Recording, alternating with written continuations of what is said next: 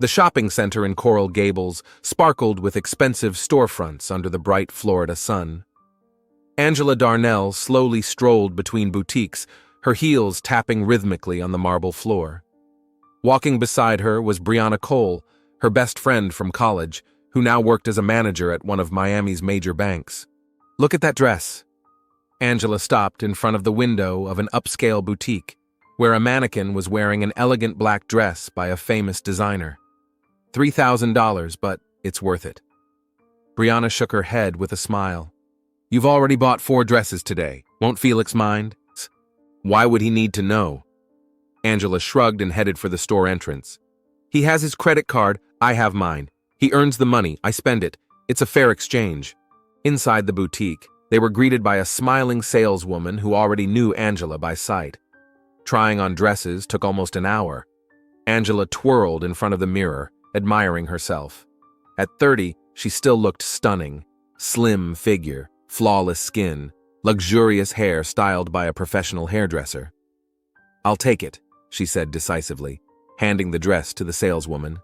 Leaving the store with another bag, the friends headed to a jewelry store. Angela was trying on a diamond bracelet when Brianna asked quietly, "Angie, are you happy?" Angela looked up from the sparkling jewelry. "What kind of question is that? I have everything I could ever want." "That's not an answer to my question."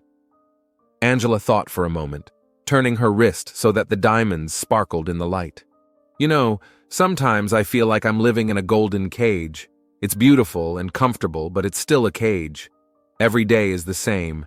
Spa, shopping, lunch with friends. And in the evening, Felix comes home, has dinner, and sits down at his computer again. Maybe I should find a hobby or a job." "A job," Angela laughed. "Why would I need a job when my husband earns enough for both of us?" "No, Bree, that's not it. I just want to feel alive. Real. Do you understand?" Brianna nodded, though she wasn't entirely sure she understood. Her own life was full of work and responsibilities, and her friend's luxurious boredom seemed like a made-up problem to her. Angela bought the bracelet, and they headed for the mall exit. They chatted about trivial things on the way home, but the words about the golden cage kept echoing in Angela's head. The Darnells' home in the prestigious Pinecrest neighborhood was the embodiment of the American dream. A 2-story Mediterranean-style building surrounded by perfectly manicured lawns and palm trees, with a large swimming pool in the backyard. Angela parked her white BMW in the garage next to her husband's black Mercedes. Felix was already home. She found him in his home office, sitting at a massive oak desk covered with monitors. Numbers, graphs, and reports flashed across the screens. His fingers flew across the keyboard. "Hi, honey," Angela said, kissing him on the cheek. "Hi," he said without even looking up from the screen. "How are you?" "I went shopping with Brianna. I bought a few things." "Good," he continued typing. Angela stood there for a few seconds, hoping the conversation would continue, but Felix was completely absorbed in his work. She quietly left the study. Dinner was relatively silent. Felix absent-mindedly chewed the steak the housekeeper had prepared, glancing at some documents on his tablet. Angela talked about her day, but she could tell her husband was only half listening. "Felix, maybe we should go somewhere for the weekend," she suggested. "We haven't been together in a long time." "I have an important deal next week," he said, without looking up from his tablet. "I need to prepare a presentation, maybe next month." After dinner, Felix returned to his study, and Angela sat by the pool with a glass of wine. The evening air in Florida was warm and humid, and the sound of cicadas could be heard from the backyard. She looked at the smooth surface of the water, illuminated by the lamps, and thought about the words Brian had said that afternoon. A golden cage. That was exactly how she felt. The next morning, Angela decided to take a swim, but found that the water in the pool was cloudy and the filtration system was making strange noises. Felix was already getting ready for work when she told him about the problem. "Call the service department," he said, tying his tie. "The number is in the notebook in the kitchen. Have them come today." Angela found the number for the pool maintenance company and called. The dispatcher said that a technician would come after lunch. She spent the morning at the spa, and when she returned home around 2 o'clock, a white van with Aqua Service written on it was already parked in the yard. The housekeeper, Mrs. Rodriguez, met her at the door. "Mrs. Darnell, the pool man is here. He's already working in the backyard." Angela nodded and walked over to the French windows overlooking the pool. What she saw made her freeze in her tracks. At the edge of the pool stood a young, dark-skinned man in overalls. He was tall, broad-shouldered, with muscles that could be seen even under his work clothes. His hair was cropped short, his face well-defined with soft lips and attentive brown eyes. He was fiddling with the filtration system, completely focused on his work. Angela felt something stir inside her. She hadn't felt this way in a very long time. Pulling herself together, she stepped out onto the terrace. "Good afternoon," she said, trying to sound normal. The man turned and smiled. He had an open, welcoming smile. "Good afternoon, Mrs. Darnell." Stephen McCoy. He held out his hand, then caught himself and looked at his hands, stained with technical oil. "Sorry, my hands are dirty." "No problem. What's wrong with the pool?" "There's a problem with the filter pump. A few parts need to be replaced. It'll take a couple of days if the parts arrive on time." Angela nodded, trying not to look at the muscles in his arms as he worked. "Would you like some water? Juice?" "Water would be great, thank you." She brought him a glass of ice water and sat down at the table on the terrace, pretending to read a magazine.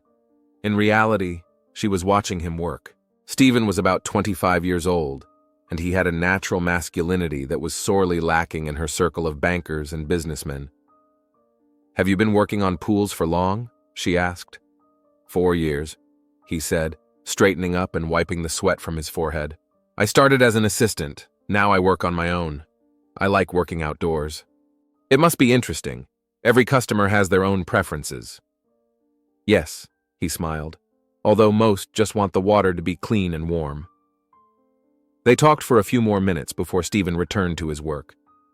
Angela went back into the house, but her thoughts were preoccupied with the young craftsman.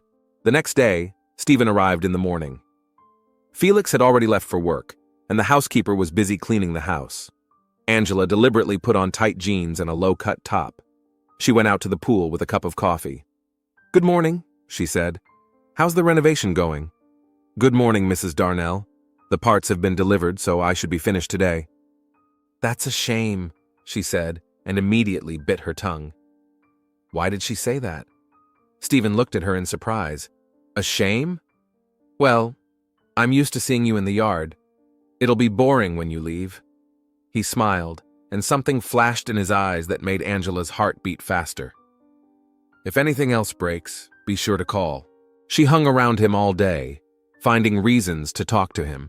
She asked him about his work, how he got into the profession, and told him about herself. Gradually, the formality disappeared from their conversation.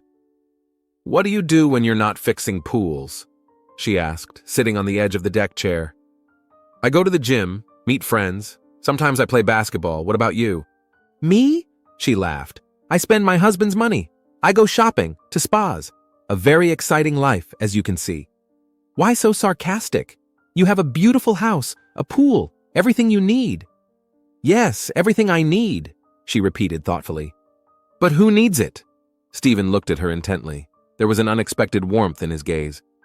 "I think you're just bored." "Terribly bored," she admitted.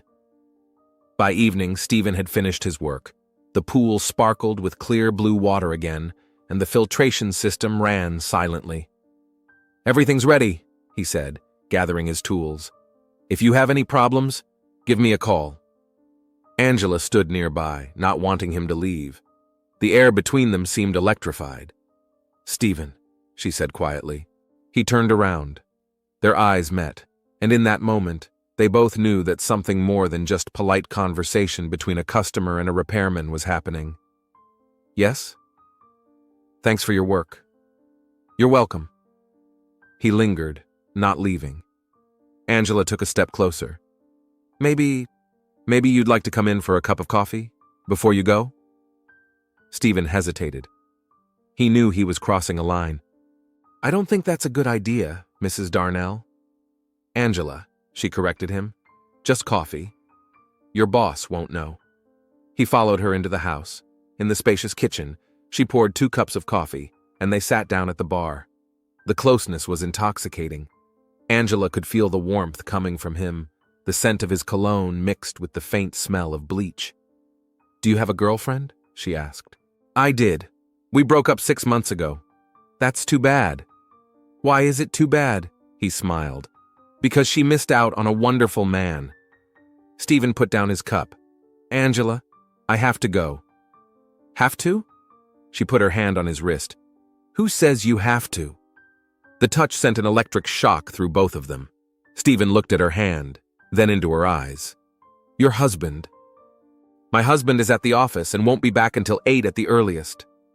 Angela's voice became hoarse, "And the housekeeper has gone home." Stephen stood up, trying to retain what little common sense he had left. "This isn't right." Angela also stood up, coming very close to him. "What is right? Sit at home alone while my husband is out earning money? Pretend I'm happy?" She raised her hand and touched his cheek. Stephen closed his eyes. "Angela, don't think," she whispered. "Just don't think." She stood on tiptoe and kissed him, gently at first. Stephen could no longer resist. He embraced her, pulled her close, and they kissed until they were breathless. "Let's go upstairs," she whispered. In the bedroom, decorated in beige and gold tones, they made love with the desperate passion of people who had been deprived of intimacy for too long. Angela couldn't remember the last time she had felt so alive, so feminine. Stephen was a tender yet dominant lover, and she gave herself completely to the sensation. Then they lay there in each other's arms, and Angela stroked his chest. "What now?" he asked quietly. "I don't know," she replied honestly. "All I know is that I don't want this to end." The next day, Angela met Brianna at their favorite cafe in South Beach. She was glowing, looking several years younger. "You look special today," Brianna remarked, taking a bite of her salad. "Really?" Angela tried to feign surprise, but couldn't hide her smile. "Angie, what happened? You're glowing." Angela looked around to make sure no one could hear them, then leaned toward her friend. "Bri, I have to tell you something, but you have to promise not to tell anyone." "I promise. What is it?" "Yesterday, I had an affair." Brianna almost choked. "What?" "Shh." Angela looked around. "The pool repairman came over. He was young and handsome. In short, we got close." "Angie, you're out of your mind. What if Felix finds out?" "He won't. He wouldn't even notice if I didn't come home for a week." Brianna shook her head. "That's very dangerous. You're playing with fire." "Maybe." Angela took her friend's hand. "But you know what? For the first time in a long time, I felt alive, like a real woman, not a pretty doll in a shop window. And now? Angela smiled mysteriously. "Now I want to see him again, and again, and again." Brianna sighed, realizing that her friend had already made up her mind and that it would be impossible to change it. The next month was a period of crazy passion and carefully planned deception for Angela. She met with Stephen 3 or 4 times a week in various hotels throughout Miami. They usually chose small motels on the outskirts of the city where they could go unnoticed. Angela would enter the room first, paying for it in cash, which she withdrew from her bank account in small amounts. Stephen would arrive half an hour later. They would spend 2 or 3 hours together, giving themselves completely to each other, and then leave 20 minutes apart. At home, Angela was a model wife. She greeted Felix with dinner, asked about his day, and told him about her shopping and meetings with friends. Her husband was still absorbed in his work and did not notice the changes in her behavior. "How's the store on Lincoln Road?" she asked over dinner, carefully cutting a piece of fish. "Sales are up 12%, Felix replied, looking at reports on his tablet. "I'm thinking of opening another branch in Fort Lauderdale." "That's wonderful, dear." But at that moment, she was thinking about how, just a few hours earlier, she had been lying in Stephen's arms in a motel room on 8th Street. How he had whispered words of love in her ear. How they had made love so passionately that her head was still spinning. Stephen was a completely different lover than Felix. Young, passionate, full of energy. He adored her body, marveling at her beauty every time as if he were seeing her for the first time. Felix, on the other hand, had long taken intimacy with his wife for granted, as just another marital duty. One morning, as they lay in their hotel room in Coconut Grove, Stephen said, "Angela, I can't do this anymore. These secret meetings. I want to be with you for real." She lay on his chest, tracing patterns on his skin with her finger. "What do you mean?" "Leave him. Leave your husband. We could live together." Angela sat up and looked at him. "Stephen, you don't understand. I have a home, a lifestyle." "You have a golden cage," he interrupted. "You said so yourself." "But it's a beautiful cage," she smiled sadly. "What can you offer me? An apartment to rent? A car on credit?" Stephen frowned. "I work. I earn an honest living." "I know, sweetheart, but it's not enough for the life I'm used to." He turned away, and Angela realized she had hurt him deeply. She kissed him on the shoulder. "Let's not talk about it. We have what we have now, and it's wonderful." But the conversation left a bad taste in her mouth. Stephen became more silent, sometimes looking at her with a sadness she preferred not to notice. A week later, Angela felt slightly nauseous in the morning. At first, she blamed it on fatigue, but when the symptom persisted for several days in a row, she became concerned. Her period was already 5 days late. She bought a pregnancy test at the pharmacy, paying in cash. At home, with trembling hands, she took the test. The result was positive. Angela sat down on the edge of the bathtub, staring at the 2 lines on the test. Thoughts raced through her head. When was the last time she had been intimate with Felix? It had been a long time. She and Stephen had been seeing each other regularly and had not always used protection. The baby was her lover's. There was no doubt about it. Her first reaction was horror, then panic. What should she do now? How could she explain the sudden pregnancy to Felix when they had hardly ever made love? That evening, she met Stephen at their usual motel. He immediately noticed that something was wrong. "What's wrong?" he asked, hugging her. "Stephen, I'm pregnant." He froze, then stepped back and looked at her. "Are you sure?" "Yes, and it's yours." Stephen's face lit up with unexpected joy. "That's wonderful. Now you definitely can't stay with him." "What?" Angela couldn't believe her ears. "How is that wonderful? Angela, we're going to be parents. It's a sign. Fate is bringing us together. Stephen, you don't understand. This is a disaster. If Felix finds out..." "Let him find out." He took her hands. "Tell him the truth, that you don't love him anymore, that you love me. We'll raise the child together." Angela pulled her hands away. "You're crazy. I'm not going to have a child with my lover." "What do you mean?" "I'm going to have an abortion." Stephen turned pale. "No, you won't do that." "I will. It's my body and my choice." "Angela, it's our child." "It's a mistake," she said coldly. "An unfortunate mistake that needs to be corrected." Stephen grabbed her by the shoulders. "Listen to me. If you have an abortion, I'll tell your husband about our affair." Angela looked at him in astonishment. "Are you threatening me?" "I'm protecting my child. And if the only way to make you give birth is to tell your husband the truth, I'll do it. Then you'll lose me forever. Better to lose you than let our child be killed." Angela stood up abruptly and started getting dressed. "You're making a big mistake, Stephen.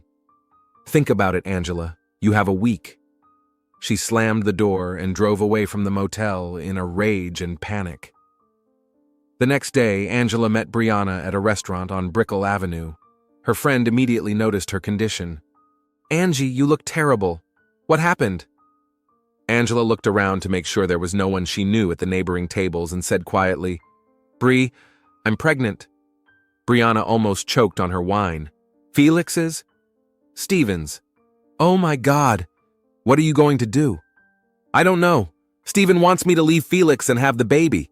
He's threatening to tell my husband about our affair if I have an abortion." Brianna shook her head. "I warned you this would end badly." "Thanks. That's really helpful," Angela said irritably, putting her glass down. "I'm sorry. It's just... How do you feel? About Stephen? About Felix?" Angela thought for a moment. "Stephen is a passion, madness.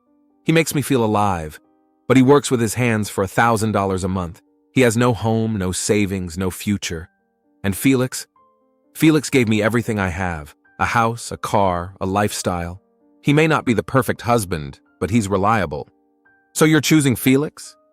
I'm choosing my life, Angela said firmly. I'm not going to ruin everything because of a moment of weakness. Then have an abortion and forget about Stephen. I can't. He's threatening to tell Felix everything. What if you go to Felix first? Tell him you cheated on him, but you're sorry? Angela shook her head. Felix would never forgive me for cheating on him. He'd kick me out without a penny. We have an ironclad prenuptial agreement. If one of us cheats, the other gets nothing. Then what? Angela was silent for a long time, staring at the lights reflecting off the waters of the Miami River. Bree, what if Stephen disappears? What do you mean? What if he can't tell Felix? Brianna paled. Angie, what are you talking about? I'm just thinking out loud. Stop thinking about it, right now. But Angela couldn't stop. The thought was stuck in her head and wouldn't go away. What if the only way to save her life was to eliminate the threat? Over the next few days, she researched information on the internet. She read about various poisons, their effects, and how to obtain them. She settled on potassium cyanide. It acts quickly and is relatively easy to obtain if you know where to look. Through a friend of Brianna's who worked in a chemical laboratory, she found the address of an underground dealer in chemicals. The meeting took place in the industrial area of Hialeah. Angela paid $500 for a small bag of white powder. How much do you need? She asked the dealer. What for? For rats, big rats. The man smiled. A quarter of a teaspoon is enough for any rat. At home, Angela hid the poison in her makeup bag, between the lipstick tubes. The plan was simple. Meet Stephen, bring champagne, add the poison to his glass. Pretend she wants to make up. After his death, no one would connect her to it. Who would suspect a wealthy housewife of murdering a pool repairman? She called Stephen. Hi, it's me. Angela, I thought you wouldn't call again. I've been thinking about our last words. Maybe we should meet? Talk calmly? Have you changed your mind about the abortion? Let's meet and discuss everything like adults. Stephen hesitated. Okay, but not at a hotel. Come to my place. Where do you live? In Little Havana. Write down the address. Angela wrote down the address of a small apartment on Calle Ocho. They agreed to meet at 7 in the evening. On the way, she bought a bottle of expensive champagne at a wine shop. At home, while Felix was working in his study and the housekeeper was preparing dinner, Angela locked herself in the bathroom and poured the poison into the bottle. The powder dissolved quickly, leaving no trace. Stephen's apartment was a modest 2-room flat in an old building. He greeted her in jeans and a t-shirt, looking tired. Come in, he said, letting her into the small living room. The furnishings were simple. A sofa, a TV, a few photos on the walls. Nothing like the luxury of the Darnells' home. I brought champagne, Angela said, showing him the bottle. I thought we could celebrate our reconciliation. Stephen looked at her in surprise. So you've decided to have the baby after all? Let's open the bottle and I'll tell you everything. He brought 2 glasses from the kitchen. Angela opened the champagne and poured it. Her heart was beating so hard she was afraid he would hear it. One glass contained regular champagne, the other a deadly cocktail. Well, what are we drinking to? Stephen asked, raising his glass. To the future, Angela said, carefully making sure not to mix up the glasses. They clinked glasses. Angela sipped her champagne, watching Stephen take a big gulp. Now tell me, he said, sitting down on the sofa. I've been thinking a lot about our relationship, Angela began, watching him closely, about what's going on between us. Stephen took another sip. And what conclusion did you come to? That you're right, we can't kill our child. Stephen's face lit up with joy. Really? Do you really think so? Yes, she said, sitting down next to him. But we need time, to get everything organized, to talk to Felix. Of course, he took her hand. How much time do we need?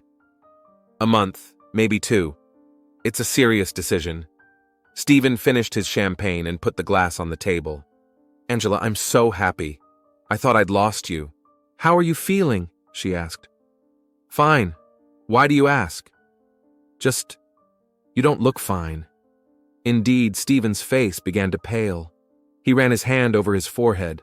"I feel dizzy." "Maybe you should lie down?" Stephen tried to stand up but staggered. "Strange. What's happening to me?" Angela stared at him, motionless. The poison was working faster than she had expected. Stephen grabbed his chest. "Angela, something's wrong. I can't breathe." He collapsed on the floor, convulsing. Wheezing sounds escaped from his throat. Angela stood over him, clutching her glass in her hands. "I'm sorry," she whispered. "I had no choice." The convulsions continued for several minutes. Then Stephen's body went limp. He lay motionless, his eyes wide open, staring at the ceiling. Angela leaned over and checked his pulse. There was none.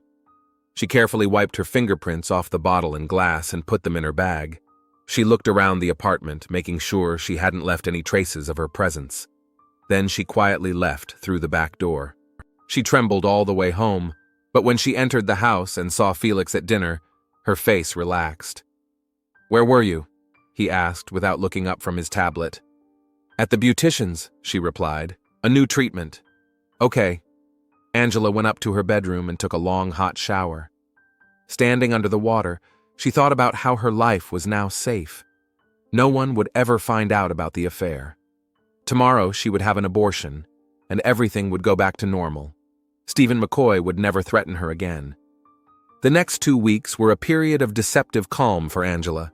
She lived her normal life, had breakfast with her husband, went shopping, met up with her friends. On the third day after that evening at Stephen's apartment, she made an appointment at a private clinic and had an abortion. The doctor was discreet and didn't ask any unnecessary questions. At home, Angela was the perfect wife. She cooked Felix's favorite meals, took an interest in his business, and even suggested a weekend trip to Key West.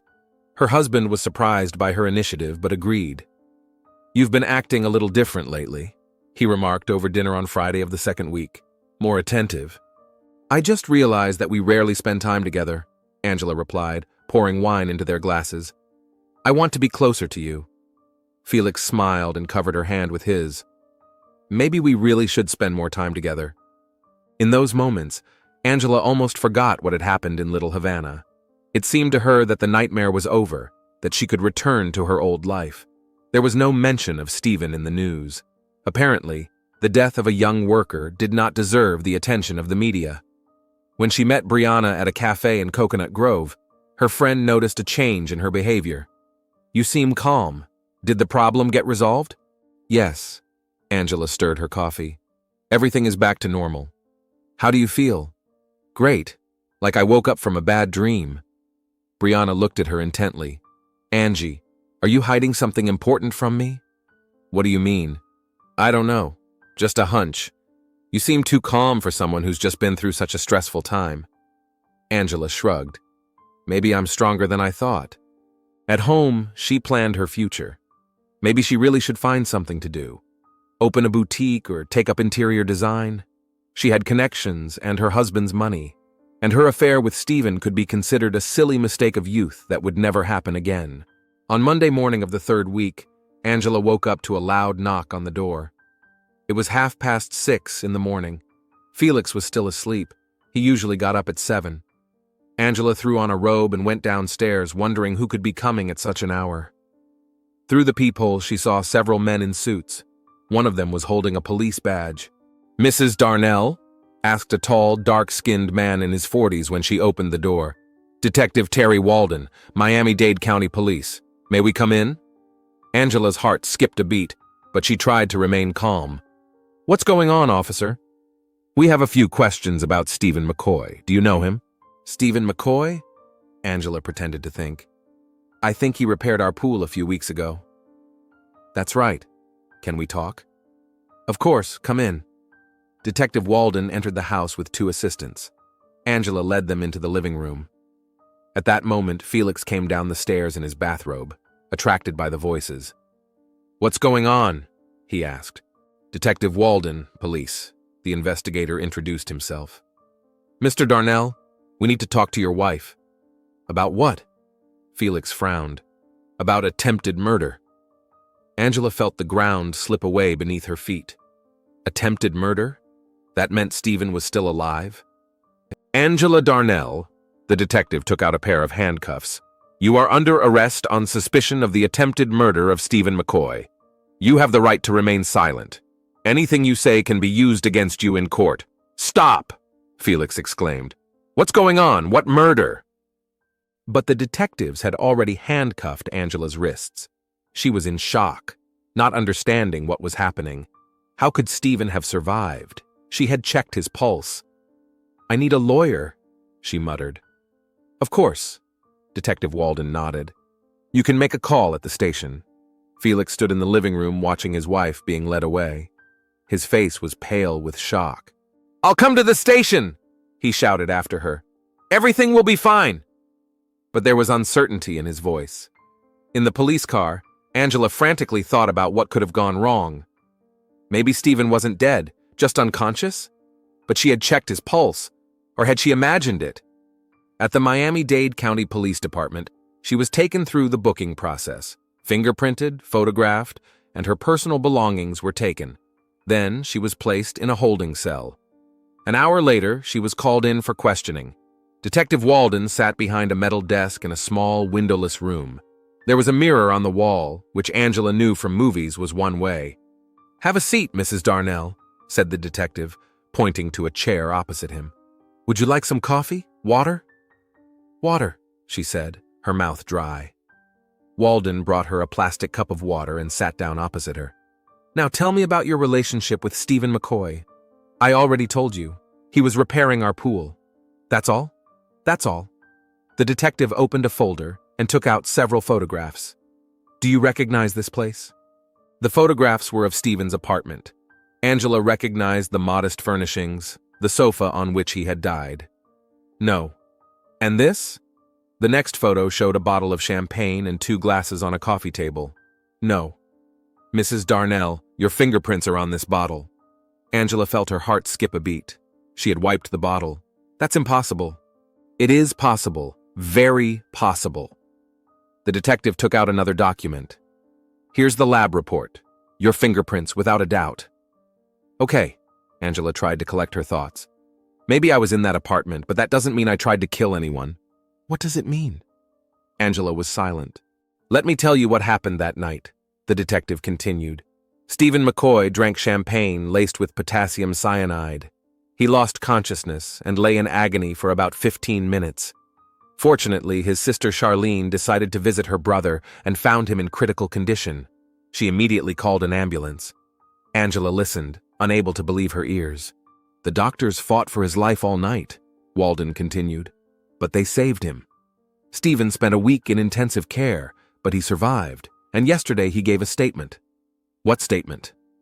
He told us about your affair, about how you got pregnant by him, about how you threatened to expose him to his husband if he had an abortion, and about how you came to his house with poisoned champagne. Angela lowered her head. Everything collapsed. Her carefully constructed life fell apart in an instant. Do you want to say anything? There was a long silence in the room. Then Angela looked up. Can I see my husband? After you give your testimony. Okay, she said with a deep sigh. Yes, I had an affair with Stephen McCoy. Felix stood behind a one-way mirror and listened to his wife's confession. He had been brought to the station an hour ago, and Detective Walden had offered to let him observe the interrogation. At first, Felix had refused, but then he had agreed, hoping to understand what was going on.